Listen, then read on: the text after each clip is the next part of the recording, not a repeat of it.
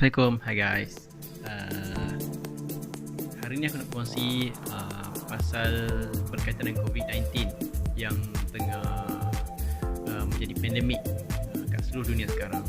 So mungkin orang tanya-tanya, kenapa aku sesama, aku batuk, aku pergi kecemasan tapi doktor suruh aku balik. Okay, aku akan terangkan sekejap lagi. Sebelum tu, subscribe aku punya YouTube Osman Channel.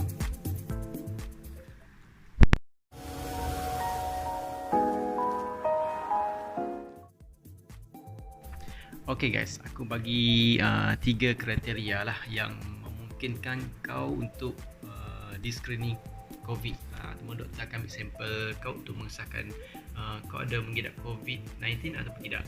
Okay, yang pertama, sekiranya korang ada pergi melawat negara-negara yang mempunyai jangkitan COVID yang tinggi, contohnya Korea, China, Itali, Jepun. Okay, kalau korang baru balik daripada sana, so korang mungkin doktor mungkin akan cek korang, so maknanya ada sejarah pergi melawat ke negara-negara yang mungkin jangkitan tinggi COVID. Okey, yang kedua, korang ada pernah berjumpa atau pernah bertemu, pernah bergaul dengan seseorang yang sekarang ni dia positif COVID. Okey, korang kena ingat, korang ada pergi jumpa siapa-siapa tak yang memang dia ada, memang sekarang ni dia memang ditahan kat ward sebab positif COVID. Okey, yang tu korang, kalau korang dapat tahu, korang terus pergi kecemasan, pergi buat saringan. So daripada situ doktor akan ambil sampel daripada korang sebab korang ada sejarah bertemu ataupun bergaul dengan pesakit yang positif COVID ni. Okey, yang ketiga, kalau korang ada pernah pergi, contoh yang terbaru ni, pergi perhimpunan jemaah tabligh di mana-mana, perhimpunan yang besar-besar, dan dekat situ sekarang ni salah seorang daripada ahli-ahli yang berhimpun tu ada positif COVID-19. So korang mungkin akan disaring dan doktor akan ambil sampel lah untuk mengesahkan kau ada COVID-19 ataupun tidak.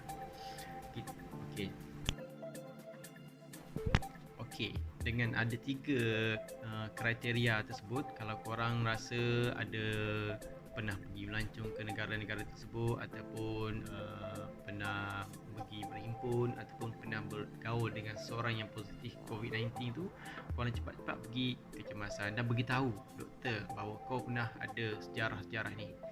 Jangan kau diam pula. Okey, kalau korang nak tahu, COVID-19 boleh menyebabkan kematian tahu. Contohnya kematian yang risiko yang paling tinggi terhadap orang tua, kanak-kanak, apa lagi, orang yang mempunyai ketahanan badan yang lemah, contoh pesakit HIV, pesakit ada leukemia, lagi satu pesakit yang mempunyai penyakit buah pinggang yang teruk, pesakit jantung, pesakit yang ada penyakit kronik lah. Okey,